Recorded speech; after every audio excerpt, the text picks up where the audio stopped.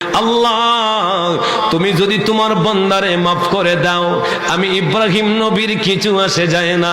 তুমি যদি তোমার বান্দারে শাস্তি দাও, তাহলে আমি ইব্রাহিমেরও কিছু আসে যায় না।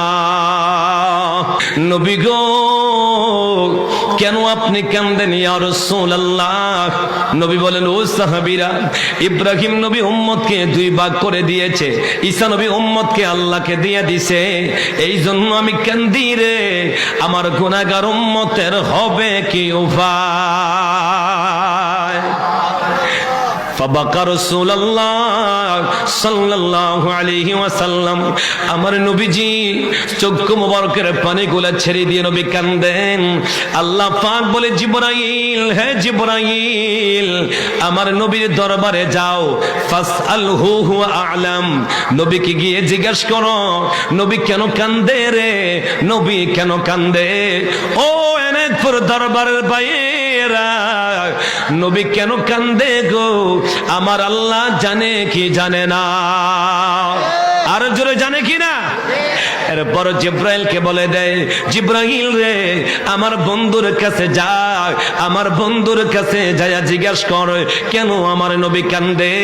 জিব্রাইল হাজির হইয়া গেলেন, ইয়া রাসূলুল্লাহ, নবী গো, আল্লাহ জানতে চেয়েছেন কেন আপনি কান্নাকাটি শুরু করে দিলেন।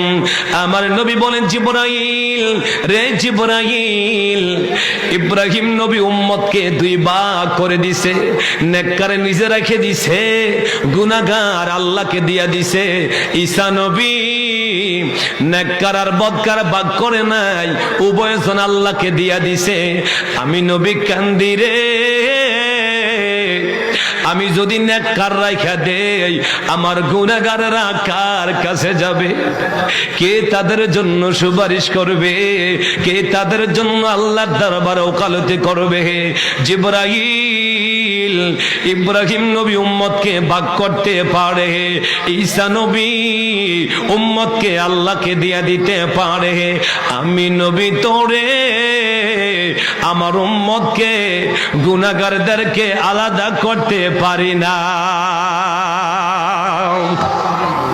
নবী উম্মতের দেওয়ানা, দেওয়ানা কিনা? জোরে কন্যা, দেওয়ানা কিনা?